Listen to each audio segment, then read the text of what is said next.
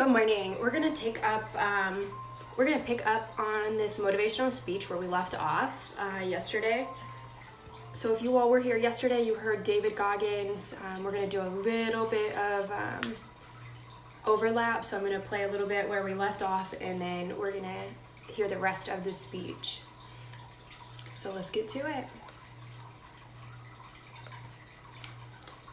I recently found a daily supplement called OptiGreens 50 by a company called First Form. OptiGreens 50 has 8 Wrapping up my back, bleeding blood in my leg, shin splinter stretch fractures.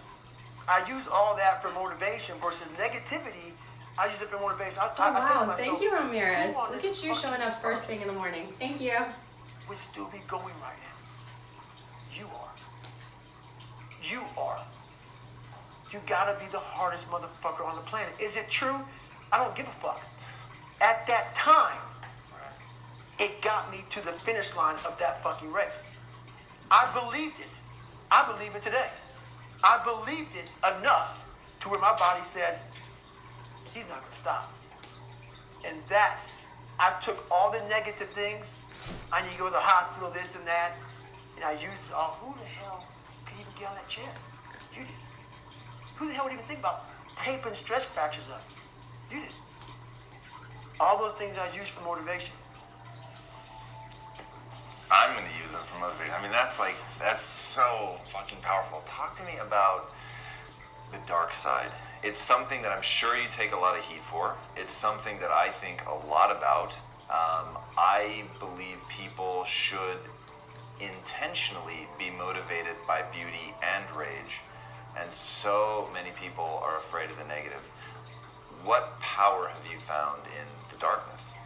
First off, before I answer that question, I want to say, everybody listen to this. I'm the happiest man on the planet Earth.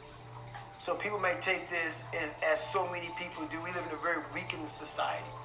So when they hear a throwback guy like me from back in the ancient days of Garanimals, they often think this guy is just whatever. So if you think that I'm some unhappy guy, you're wrong. Having lived the life I've lived and seeing the other side, not being afraid to attack what was in front of me, has made me happy. Say that again. And in fact, let me make sure I understood it. Getting to the point where you're not afraid to face the thing on the other side of the door that wants to attack you has made you happy. Right. Right. It's really powerful. I hope people heard that. Right. That made me very happy. So basically, I just don't walk around with a daggone smile on my face all the damn time. So, Merry Christmas. But basically, what the dark side is we all have a cookie jar, and we all have a jar of fuck. That's its official name. It's a jar of fuck, man, where shit just ain't going right. And in Hell Week, what they do in Hell Week, because this is where I really went to the dark side. What they do in Hell Week is they design Hell Week to find your flaws. And they do a really good job of that. It's 130 hours of continuous training. You may get 2 hours of sleep. And they beat the shit out of you and find everything wrong with your mentality. And then they start Hell Week. And that's the beauty of it. And for me, I'm not some naturally God-given guy. I don't have a great bit of talent in anything. So what got me through horrible times was the dark side. My name is David Goggins. I created Goggins. Goggins is the guy that can take anything you put in front of him. You want to break my motherfucking legs? So be it. I have a way of going to a place like I did in that race, where all the pain and suffering that they put on top of me in Hell Week, I will reverse that pain and suffering, and I will take your soul. So every instructor that put me through Buzz, my job, what drove me, was I wanted you to go home that night after you beat the living shit out of me, and I smiled in your face. I wanted you to feel worse than I did, and you were going home to a nice warm bed with your wife or your kids and a nice meal, and I was still out there in the grit, suffering for another 100 hours. I want you to think about me, knowing that I'm comfortable being very unfucking comfortable. And I want you to think about when you went through fucking Hell Week. how uncomfortable you were and how bad you wanted to quit. Knowing I'm not thinking that fucking way. So the dark side is something that I've designed. It's an evil place I can go that very few things can hurt me. I use the hurt you're trying to put on me. I flip it upside down and use it. You try to use it for kryptonite? No. It's power pillars for me. I'm using it for strength. I just flip negative into positive. That's all it is. I heard you doing an interview one time, and the person was trying to like see the sort of empowerment, the beauty in that, and you were like, no, it's darkness.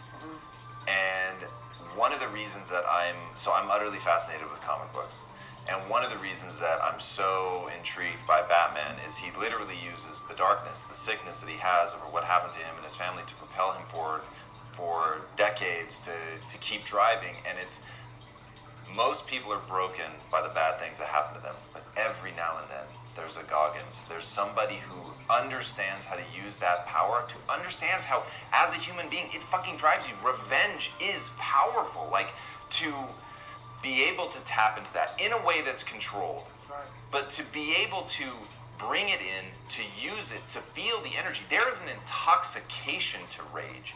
And I don't think people are honest about it when they talk about it. There's a fucking intoxication to that. And if you can tap into it and leverage it, not get lost to it, which is why I know you always caveat it by saying, look, I'm a fucking happy guy. Like, that's not what we're talking about right now. Right. But I'm a happy guy. Right. So you can't get overtaken by it. But it's there, and it is so fucking powerful. It's real. That's why when you said before this whole thing started, you said I can be me. The second you said I can cuss and be me, and cussing, people say, man, you cuss all the fucking time. Why? Well, I hate to say it, the best way for me to get how I feel across, I can't sit here and say, you know what, yeah, I went through Hell Week and man, it was really hard. No, that motherfucker takes your damn soul, rips it inside out, and then they say, now we're going to fucking start. It allows me to express where I was at a point of my life. If I don't give you all of me, why the hell am I here? Why? How will you learn from me? People take so much offense to me. You will never learn from people if we always tap dance around the truth. Oh, God, I love that. We tap dance around the truth by finding the right words so I don't hurt you because you have thin skin. No. Tighten up, people. It's okay. Trust me. It's okay. You might be called nigger one day. It's okay. You might be called some Jewish word or some faggot or gay word. It's okay. Let them call you that. What are you going to do now? They don't own your life.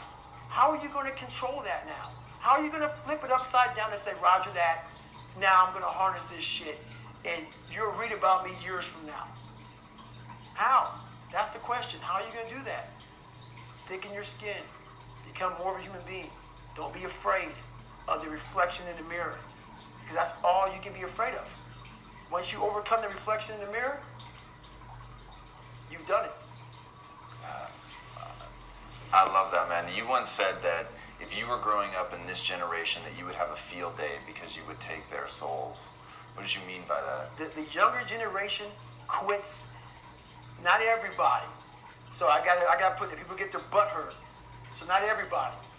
Most of this generation quits the second they get talked to. You did this wrong. You did this wrong, or they get yelled at.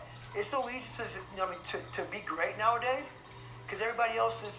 Most people are weak. This is a softened generation. So if you have any mental toughness, any ability, if you have any fraction of self-discipline, the ability to not want to do it but still do it. People have a hard thing to understand. I hate to run.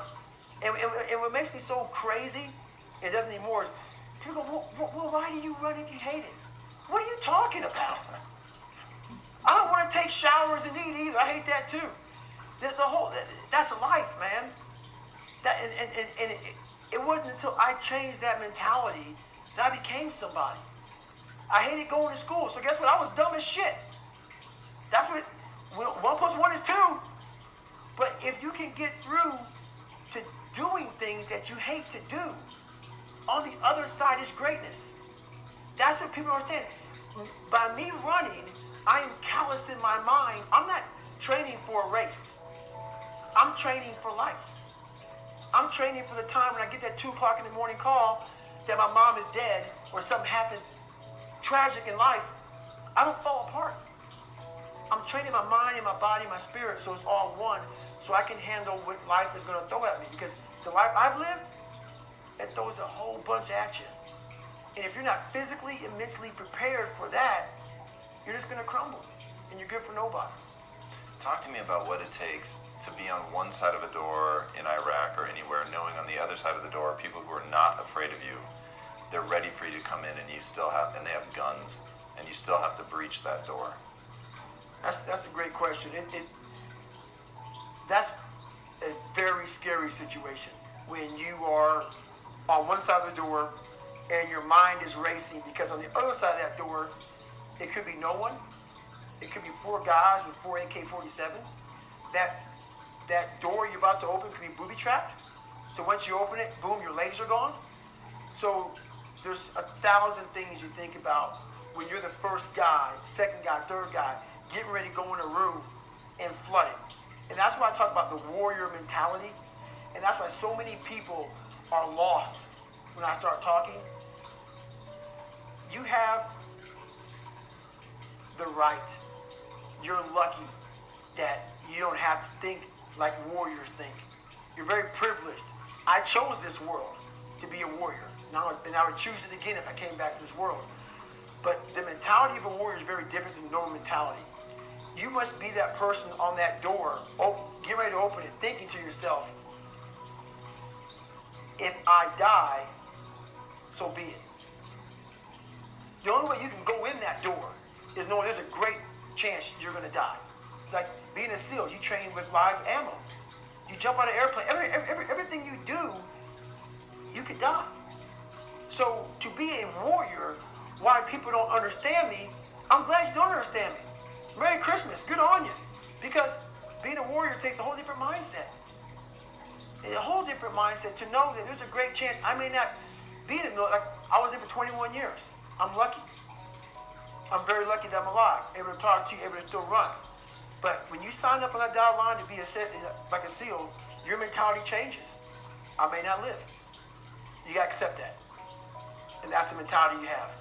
And that's what makes you a warrior. If you're scared to die, you're a bad warrior. And so what do you use to push through? Is that a Goggins moment? Is that finding the darkness? I'm going through hell, I'll become the devil if I have to? Like what is that moment? What are you pulling up inside? I'm pulling up a lot of the dark side of me, but I'm also looking at the guys to my left and to my right, realizing that we're here together, man. And I have to be strong for them, and they got to be strong for me. A lot of people, either you like me or you don't, even in the SEAL teams, but when you get to that door or you get on that mission or you get on that op, all that shit's out the door, man. You know, you do it honestly. I mean, people say all the time in these movies and shit, you really out there fighting for that guy beside you. And you can't be a coward. Because you know what? And this is how I look at everything I do now in life, and this sums it up. I hated jumping out of airplanes. I hated shooting guns. I hated the job as a Navy SEAL. But I did it because I wanted to change myself. Everything I do, I'm not really comfortable doing. But if you choose to go that route, to go be a Navy SEAL, you might as well go be the hardest motherfucker in the world. Because if you're choosing to do something, you have 2 routes. You can go there and be a little weak person and get through barely, and that's your reputation.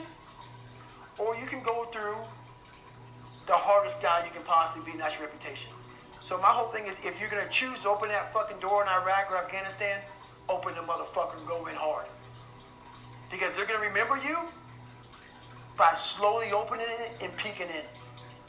So if you're going to open it, and you made the mind to open it, don't crack it open. Open the fucking door and go in. That's with life. If you're choosing to do something, attack it. Because they're going to remember you as not attacking it. So I want to be remembered. You can hate me, but there's one thing you can't say about me. I didn't attack it. So that's the mentality you have. If you're gonna do something, you might as well attack it, because you do it anyway. Do you use that in civilian life? Like, do you still employ the I'm gonna attack it, I'm gonna take their souls? Like, how does that play out in a non-combat zone? It still works for me in life as far as attacking things, because no matter what I want to, no matter what avenue I choose, I want to be the very best. And the very best may not be I'm number one. The very best is, did I leave everything inside of me out there? So attacking is not like, oh, I want to win this or win that or be the best. The best is I'm running against myself in everything I do, and that's what I attack. I attack myself. I'm always questioning myself. I'm always holding myself accountable. Talk to me about the accountability mirror. So the accountability mirror is something that I kind of came up with in high school. Like I said, I started shaving my head when I was 16, and I got caught up in trying to impress so many people because no one liked me. So I developed so many different identities. Let me sag my pants. Let me pull my pants up. Let me talk this way or act this way or be this way or whatever the hell it may be. God, dog, there's so many different things I did to try to fit in with so many different groups that... Hello, what is your question? Will I be successful? Will I get what I want? I know what you want everything. This is not the girl's game. It's time to take out the trash. Don't miss. House of Gucci, rated R. When you look in the mirror, that's the one person you can't lie to. So every morning I would shave my head thinking, God, I'll reflect back on some of the lies I may have told somebody or some of the ways I acted I didn't feel comfortable doing. And I did it to impress other normal people. The key word there is normal, everyday people. I was trying to make other people like me. How pathetic is that? So this mirror would always tell me, my reflection would say, God, you are a pathetic man. How do I feel every day to be this way? So I would just start having myself accountable. How did I attack today? How did I attack yesterday? And if I didn't do something I was proud of, I would write down a sticky note. And I would fix it. So then my senior year in high school, it was a totally different David Goggin. Can you give an example of something that you wrote down and fixed? All right, there was a lunch table. I wanted to sit the cool guy lunch table, man. I wanted, even though everybody was calling me nigger all the time, I wanted to try to act like somebody I wasn't, so I could fit in. And I sold my soul to the devil. Thank you. Trying to act like, I'm David fucking Goggin. That's who I am. And so I wrote down on a piece of paper, fuck the table, sit by your fucking self. And that's what I did, and guess what happened? My table became a table people started sitting at. Because a whole bunch of people in that lunchroom felt exactly like I did. I had a laundry list of things that I write down in this fix. So I write it down and fix it. Were there things that you look to for role models, people that you were like taking ideas from, like why pull your pants up? If that's the popular style, like what was giving, either you were the single most insightful person I've ever met, which by the way is entirely possible having listened to enough of your material, or like you had a treasure trove of people that gave you great ideas. Even if they were like fictional or movie or, athletes or whatever, but. It was funny, man. One movie I watched all the time was Rocky. Great choice. Rocky 1. Okay, so Brian Beasley, I don't like you because you're asking about weird things, so I'm going to block you. Bye. And the one scene that I related a lot of my life to, still to this day, was Rocky 1, round 14. And this is where I got taken souls from. If you look at round 14 of Rocky 1, Apollo is beating the shit out of Rocky. Rocky falls down this corner. Mickey's saying, stay down, stay down. Rocky doesn't hear a fucking soul. Apollo, after he knocked him down, turns around, hands in the air, like I finally knocked down this animal. Apollo doesn't know it, but Rocky is getting up. Apollo turns around the second Rocky gets up. And Apollo looks at Rocky, and Apollo looks at him with a look of like Rocky just took his soul. Apollo shakes his head, And Rocky has his gloves and emotions towards Apollo. Come on, motherfucker, I'm still here. And this song comes on that I played. You all make some comments to make that weird one go away. 17 hours to do 4,030 pull-ups. I listened to one song for 17 hours. 2 minutes and 17 seconds. I listened to that song for 17 hours, non-stop, on repeat. So the image in my mind of a man was not one that had earrings, sagged his pants. I had this image in my head, and I was going to fulfill that. And I didn't do any trends. I stopped trending. I stopped being this guy who whatever was new, fuck it, that's not what I believe in. I'm doing this. This is what I want to be. This is what I'm going to be. So. It's incredible. How do you experience beauty and joy in your life? What situations do you put yourself in? What makes you laugh? What's the fun stuff for you? It's funny you say that. I just retired from the military in November 2015. And I was going and going and going and going.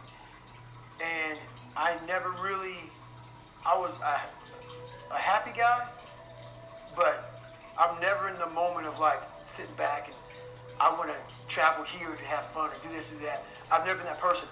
But the first time I really got a chance to experience true happiness and true peace was so what I did to myself to become who I am today, it takes a great toll on your body. So I believe God gave me time to rest, and he took me out of commission. Not even the mind of Goggin could get me back up. So I had about a good 6-7 months where I was out. And when I was out, I had time to reflect on all I had accomplished. And that was the first time in my life where I sat back and said, wow. Because only I may be telling you some of the story, I know the exact truth of how brutal my life was and how I shouldn't be on this show today and how the mind and how beautiful it is. So what brings me joy and happiness is knowing how beautiful the mind is. And I'm one of the few people that didn't read about it, didn't experience it through some drug.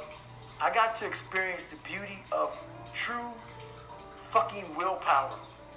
True fuck you. I'm gonna fail. I'm gonna fucking fail. I'm gonna fucking fail. I'm gonna fucking fail. And I will succeed. Just me talking about that gives me a feeling I know what I did. And I don't need to travel somewhere or to have this or have that. I have it all here in my mind. The beauty is remembering this young, dumb, what people call nigger, is now where I'm at today. And that is, when you finally get to that point for me, it's forever lasting peace. I could die right now on this show, and I'll be happy, man. Join Swift and smash your workouts with the indoor training app where fun is fast. So that's my happiness, is my reflection on the suffering of my journey, knowing I never quit, nor was I guided by anybody on this earth. I was guided by something much more powerful, and I listened, and I chose the path of most resistance. Talent not required. You said that you lived the life of a monk. Mm-hmm. What does that mean? What does that look like? Why do you do that? So I stretch out every day for at least 2 hours. I don't drink. I don't go out. My regimen is I wake up, have oatmeal, run, come back, hit the weights. I'm a big sports guy. I don't leave the house if at all, but do stuff like this. And I stress out at nighttime. I find people that I trust, which is a very small group of people who are honest and true to me, people who will die for me, and I'll die for them, which is a fucking small. And everybody else, man, do you. And I stay to myself. And I let you do you. I don't judge people. I don't criticize you. You want to be a douchebag and be an ass and not love this country, do whatever you want to do. I don't care, man. I fought for this country for you to do you. And I am all about you doing you because I'm going to fucking do me. And I'm gonna do me until I'm fucking dead.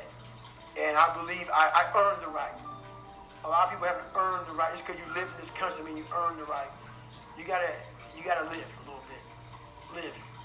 And then have something to say or shut the fuck up, you know? So if you had, this may be impossible to answer, but if you had that same kid from earlier, he wants to take that first step, you want him to go experience some life, what one specific thing would you tell him to go do? I'd first ask the kid, who are you? At the core of your soul. And if he can't answer that question, our conversation's over. Thank you. I can't say shit to him. Right. If you don't know who you are, I can't tell you who you are. What's the next phase of your life look like? You can't imagine how intrigued I am to watch you over the next 5 to 10 years. Well, honestly, I'm blessed enough to have survived the life I live and to come out the other side with a bunch of knowledge. So hopefully I can help people that believe that they're much less than what they truly are. Help them find greatness in themselves. And greatness isn't running 200 miles at a time or doing 4,000 pull-ups or being a SEAL. Greatness is whatever the hell you dreamed of in your own mind. You gotta first see it. You gotta first create this vision in your mind. And then that's when I come into play. Once you create this vision in your mind, it's how am I gonna get there now? And that's when I come into play. But first you gotta create your own vision. And it's not external. It's the vision created is inside of you. So until you create that, I'm nobody to you. Are you writing a book? I'm slowly writing a book right now. It's taking me 4 or 5 years because I have so many things to talk about. It's gonna be probably several books. But the first book will probably be about my life story, how I came up, and a few lessons learned along the way. But you know, I have so much to talk about, so much to say, just to give people a lot more than hope. So. All right. Before my last question, where can these guys find you online? DavidGoggins.com. You know, Instagram is David Goggins, or Facebook's David Goggins, @David Goggins. You know, you'll find me. Go on there and look for David Goggins. Google me. They will find you. There's so much amazing stuff on you. All right. So last question: what is the impact that you want to have on the world? The impact I want to have on the world is.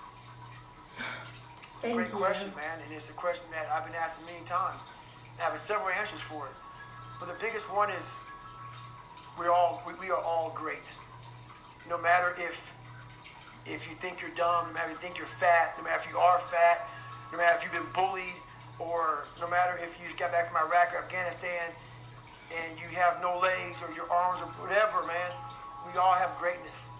You gotta find the courage. You gotta find the courage to put your Bose headphones on and silence the noise out of this world and to find it. And to find it because it's out there, but it's gonna take hard work, courage, self-discipline. It's gonna take all the non-cognitive skills. All the non-cognitive skills to be great. You know, smart is good, all this stuff is good, that's all cognitive. It's the non-cognitive skills that sets you apart from everybody else. And that's what it's all about. David, thank you so much for coming on the show, man. That was incredible. Guys, this is one of those times where as I was researching him, I literally felt like I should be doing this in a bucket of ice water or something, and I'm actually... Good morning, everybody. This is I'm Megan of Megan's Plant Boutique, and we just listened to David Goggins on impact theory. So I'm going to get a little closer here and grab my coffee.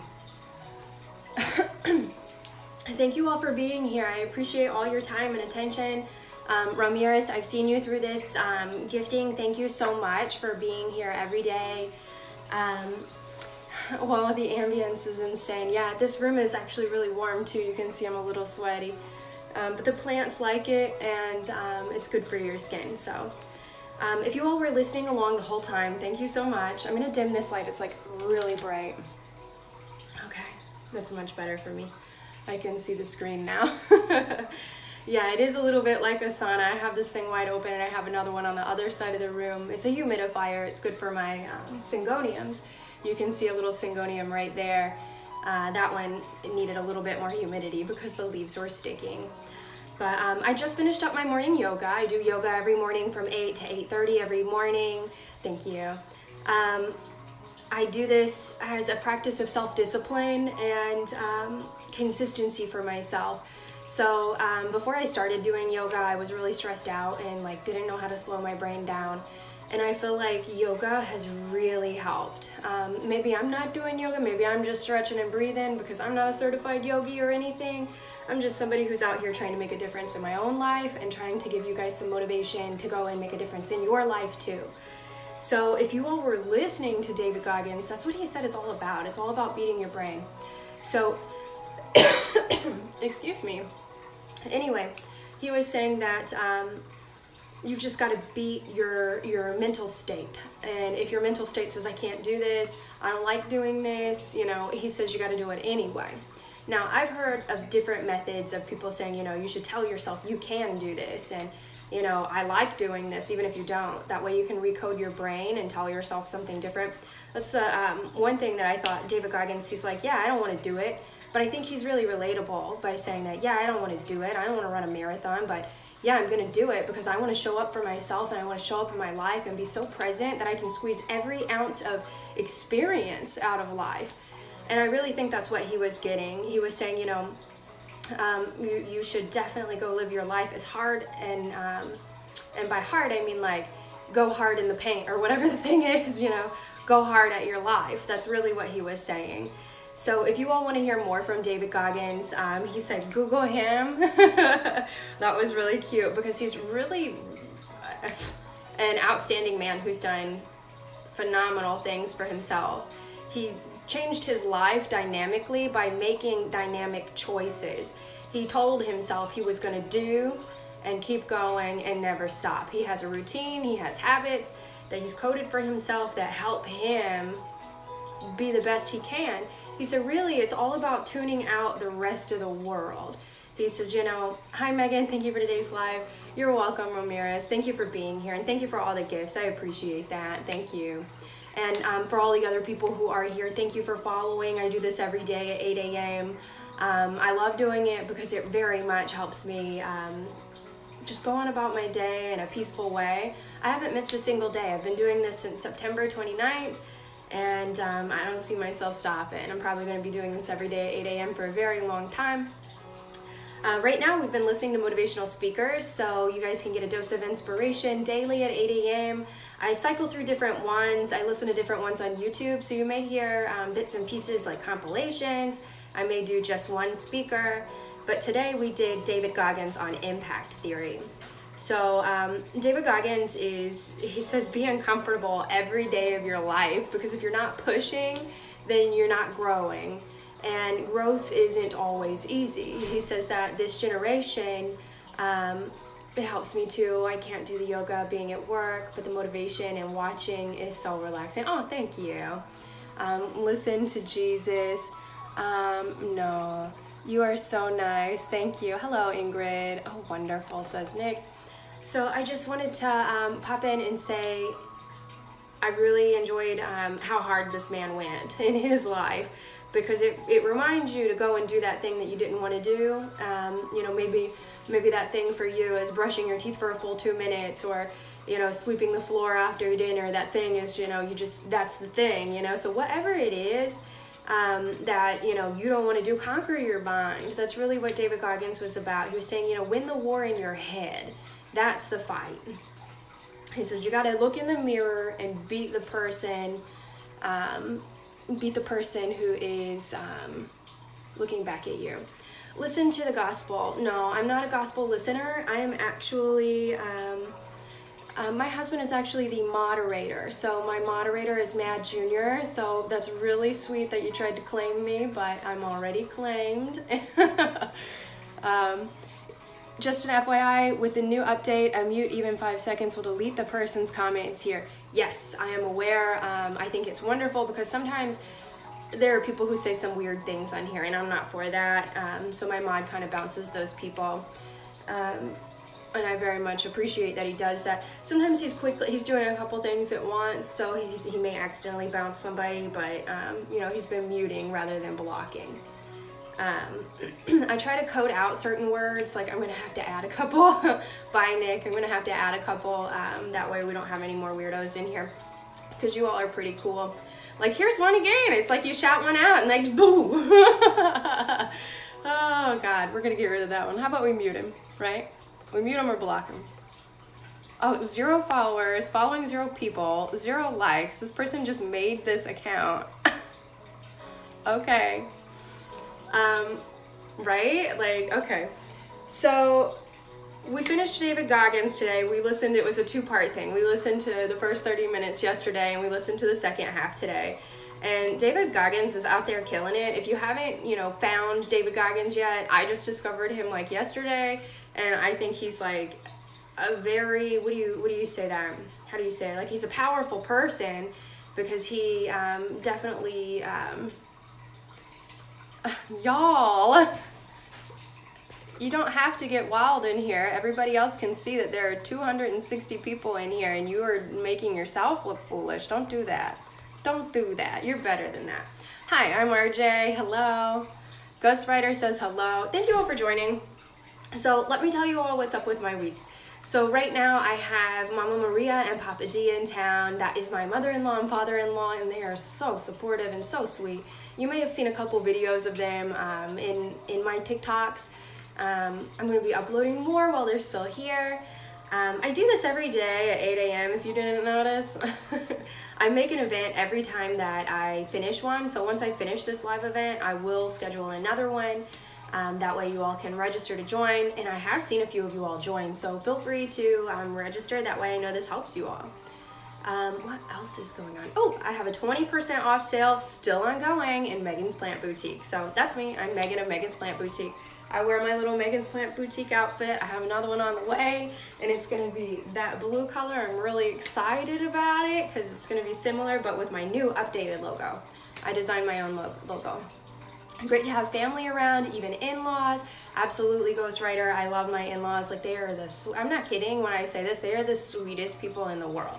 Like, I could not have gotten any luckier to have such sweet in-laws. Like, they really are. Good morning, says Lloyd. Good morning. If you're just joining here, I want to let you know you missed my morning yoga, and you should come get it tomorrow. Come get a dose of that motivation and yoga tomorrow at 8 a.m.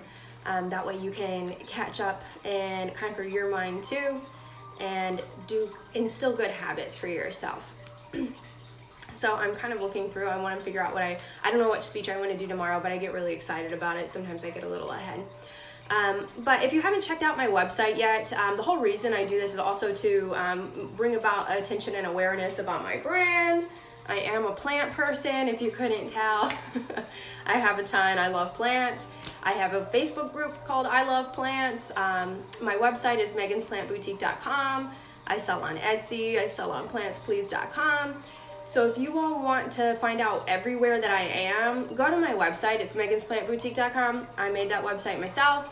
And then my Etsy shop is where I do most of my sales. I need to get a little bit better on listing from Etsy to my shop because Etsy takes commissions and fees and stuff, and my website does not. So I get to make better prices on my own website, but I have to start pulling them over.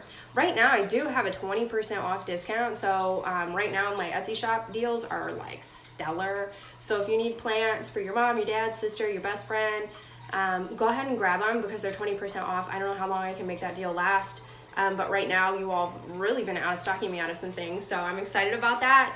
I need to update you all on my hydroponic system, so I'm going to do that this week too. You forgot to include a plant today in the yoga. I love when you do. I did a sneaky thing. I put this here, right?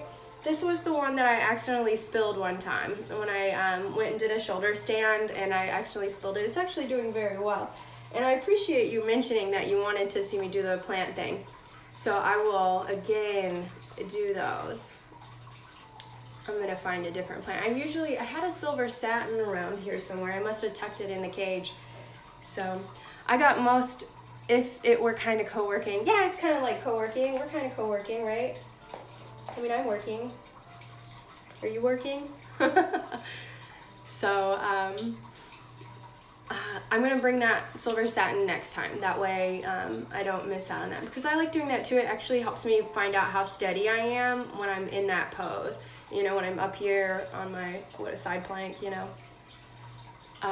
Plants make the world go round. Kind of, don't they? I mean, plants help us breathe. They provide the oxygen we need. So we are at 8:40 this morning, and guess how many packages I have to send out today? A bunch. So thank you all for ordering from my shop. I've definitely got a bunch to do. So I printed out most of the labels for everybody who purchased over since Wednesday. I do shipping on Monday, Tuesday, and Wednesday, so you're not too late to get your plants this week. Have a blessed day. Thanks, Ramirez. Have a wonderful day too. Lloyd Roll Jr. says yes. Let's see. They definitely brighten up the place, says Ghostwriter. Yes, they do. And I have so many in my house, and I really love them. I mean, it's something that, like, I started collecting plants, and then I realized that, you know, I have favorites, and this one looks different than the other one, and I want it too, and this one comes in pink, okay, I'll get it, and green, okay, I'll get it. What other color does it come in? So I got really excited about plants, and I kind of went wild with them. So in order to maintain them, I sell a bunch too. That way you all can have some of my plant collection too. I think my plant collection is stellar and phenomenal. I just added a Syngonium albo a couple weeks ago. I can't wait. It's already popped out 2 new leaves. So I can't wait to prop that and then offer that to someone. I can't wait. Did you all see my plant mail giveaway? I did that yesterday. I announce a winner every Sunday. That way you all can get a sneak peek of what my mystery cuttings are, and I do give back to my followers. So I do a new enter to win video today, right? So I'm gonna do another enter to win. I'm gonna box up plant mail. I'm going to send it out. And our most recent winner was Frida Hannah Christina Ann. So she won, and I know that's the longest name ever, right? Frida Hannah Christina Ann. That was the winner of last week's plant mail. And David says, do you teach yoga? No, I don't teach yoga. Ramirez says, congrats to the winner. Thank you. How long did you start your love for plants? How long ago did you start your love for plants? Oh gosh. So for as long as I can remember, my mom always had plants. There was always a pothos on the top of the fridge, and she loved gardening. So she always had hostas and all kinds of different plants and stuff in her yard. I think hostas are like her favorite. And at that point, I just kind of, you know, followed her around. She'd show me new leaves. Look at this flower, look at that. So, I mean, it was innate. You know, I grew up in Kentucky. So I grew up on a farm where there are lots of animals and plants and things like that. So I was very in touch with nature from a young age. I played in the woods growing up. So that was me.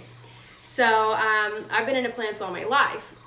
When I started having plants on my own, the first plant I acquired was a plant that one of the pool people, you know, at an apartment complex were changing out their planters, so they threw away an Arca Palm. And instead of just, you know, doing anything with it, they just kind of left it out there to die in the sun, and that bothered me. So I immediately got a pot and some dirt and saved it and kept it in my house and kept it for years and years and years, and never really acquired too many more, because I thought, you know, in my mind I was just saving and rescuing that one.